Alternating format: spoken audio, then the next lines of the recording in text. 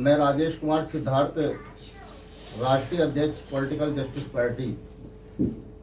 हमारी पार्टी का गठन अभी हमको जो chief election commission of India से जो सर्टिफिकेट मिला है वो 7 सितंबर 2020 को मिला है। और हमारी पार्टी का क्यों बनाई, आज देश में पॉलिटिकल जस्टिस पार्टी बनाने की मुझे क्यों आवश्यकता पड़ी, इसके विषय में बताने के लिए मैं सभी हमारे यहाँ पत्रकार बंधु बैठे हैं, इसको बताने के लिए आज हम आपके बीच में आए हैं। साथियों, आप जानते हैं कि भारत को आजाद हुए आज 73वां साल चल रहा है और इस देश में जो बाबा साहब डॉक्टर B.R. अम्बेडकर ने संविधान बनाया, बाबा साहब डॉक्टर अम्बेडकर ने उनकी जो सोच थी, सब उन्होंने जिस भारत के निर्माण का सपना देखा था, वो मैं समझता हूं कि आप सभी लोग संविधान को पढ़े हैं। बाबा साहब डॉक्टर B.R. अम्बेडकर चाहते थे कि इस देश में समता मूलक समाज की स्थापना हो। मैं समझता हूं कि जब से देश आजाद हुआ, देश की आजादी के बाद जितने भी राजनीतिक दल भारत में अपना एजेंडा लेकर आए, उन्होंने सरकारें भी बनाई, सरकारें भी चलाई, लेकिन बाबा साहब डॉक्टर B.R. अम्बेडकर का जो सपना था, समता, स्वतंत्रता, बंधुत्व, न्याय पर आधारित एक समता मूलक समाज की स्थापना करना, यह बाबा साहब डॉक्टर B.R. अम्बेडकर का सपना था। लेकिन अफसोस के साथ मुझे कहना पड़ता है कि देश के अंदर जितने भी राजनीतिक दल बने, उन्होंने राष्ट्र की उन्नति की ओर कम ध्यान दिया। उन्होंने शासन सत्ता जो हासिल की, वो आपस में सांप्रदायिक दंगा फैलाकर, जातिवाद को लेकर इस देश में उन्होंने शासन सत्ता हासिल की। हमारी पार्टी का जो मेन मोटो है, हम चाहते हैं कि I want a law anti caste system. मैं देश के अंदर, हमारी पार्टी देश के अंदर कास्ट के खिलाफ कानून चाहती है। जैसे कि आप देखते होंगे कि हमारे भारत के माननीय प्रधानमंत्री जी हमेशा राष्ट्र की उन्नति की बात करते हैं। मैं फॉर एग्जाम्पल आपको बताना चाहता हूं कि जैसे कि सपोज कर लीजिए, आप कितनी भी महंगी गाड़ी ले लें और जिस रोड से आप गुजर रहे होंगे, अगर उस रोड ऊंचा नीचा है, ऊबड़ खाबड़ है, तो मैं समझता हूं आपकी महंगी से महंगी कार उस रोड पे स्पीड नहीं पकड़ सकती।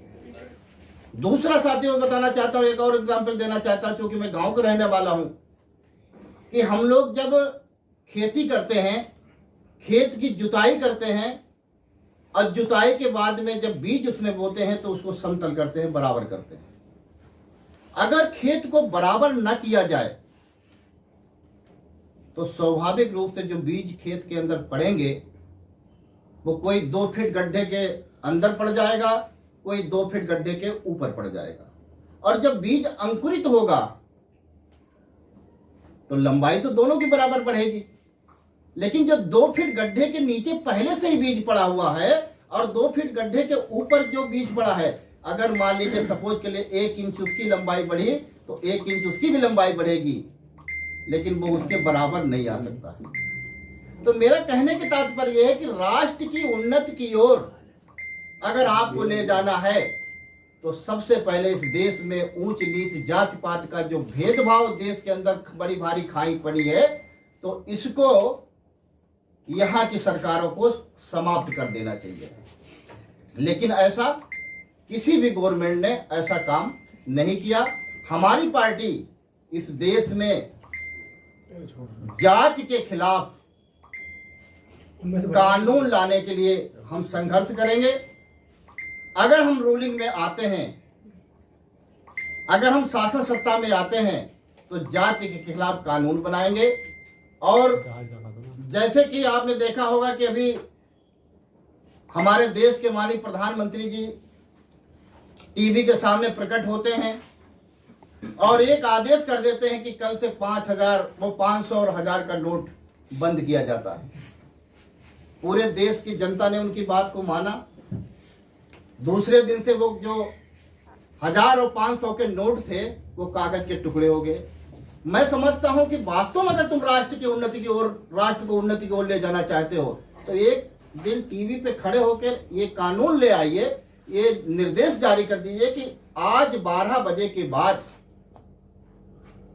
कास्ट पूछने वाले के खिलाफ कार्रवाई होगी, कास्ट बताने वाले के भी खिलाफ कार्रवाई होगी, और जो लोग अपने सरकारी दफ्तरों में अपनी नेम प्लेट पे जाति उपजाति का नाम लिखते उनके खिलाफ भी कार्रवाई होगी। तो मैं समझता हूं कि हमारा देश पुनः सोने की चिड़िया होने में फिर देर नहीं लगेगी।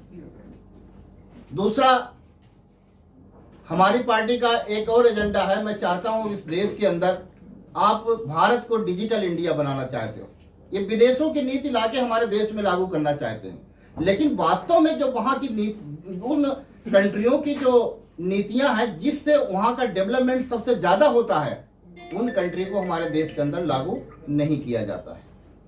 सपोज कर लीजिए कि आज किसी व्यक्ति का कार्य क्षेत्र अगर एक डिस्ट्रिक्ट है, एक जिला है,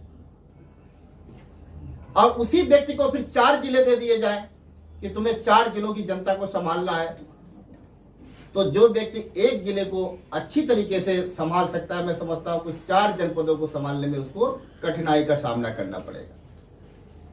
तो जब विदेशी टेक्नोलॉजी इंडिया के अंदर आप लाना चाहते हो, आपको मैं बता दूं, जो कुछ हमारे प्रिंट मीडिया के लोग अगर बैठे हों तो नोट भी कर लें, आबादी के हिसाब से हमारे देश में जो मेंबर ऑफ पार्लियामेंट हैं उनकी संख्या अन्य कंट्रियों की अपेक्षा बहुत कम है। जैसे आप सपोज कर लीजिए इंग्लैंड में 5 करोड़ की आबादी है और वहां पे मेंबर ऑफ पार्लियामेंट 1414 है। इसी तरह से रूस में 14.5 करोड़ की आबादी है और वहां पे मेंबर ऑफ पार्लियामेंट की संख्या है 620। जापान में आप देख लीजिए 13 करोड़ की आबादी में मेंबर ऑफ पार्लियामेंट की संख्या है 925। जर्मनी में आप देख लीजिए वहां की पॉपुलेशन 8 करोड़ है और वहां पे मेंबर ऑफ पार्लियामेंट की संख्या 709 है। तमाम आंकड़े हैं अदर कंट्री के।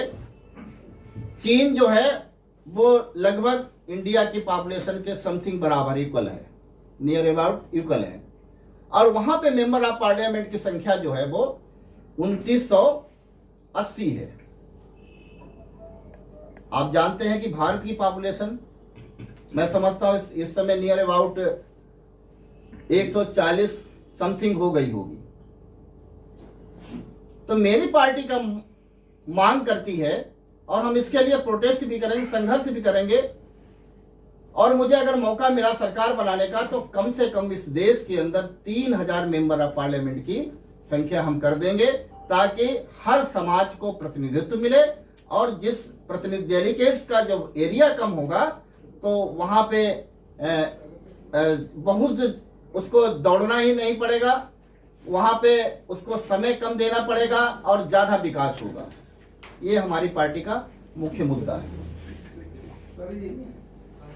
और इसके अलावा अगर आप कोई प्रश्न करना चाहते हैं तो वो भी कर सकते हैं, क्योंकि हमारी पार्टी का जो मैनिफेस्टो है, घोषणा पत्र है, वो 17 पॉइंट्स का है। वो 17 पॉइंट्सों पे अगर बात करेंगे तो मैं समझता हूँ कि काफी लंबा समय लग जाएगा। हमारे साथ में हमारी पार्टी के राष्ट्रीय कोषाध्यक्ष भाई किशन स्वरूप साहब बैठे हैं, हमारे राष्ट्रीय महासचिव भाई सुंदर पाल साहब बैठे हैं,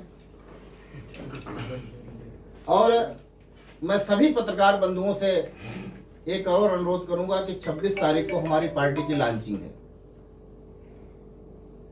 तो 26 तारीख को लॉन्चिंग वाले दिन आप सादर आमंत्रित हैं, 26 नवंबर को।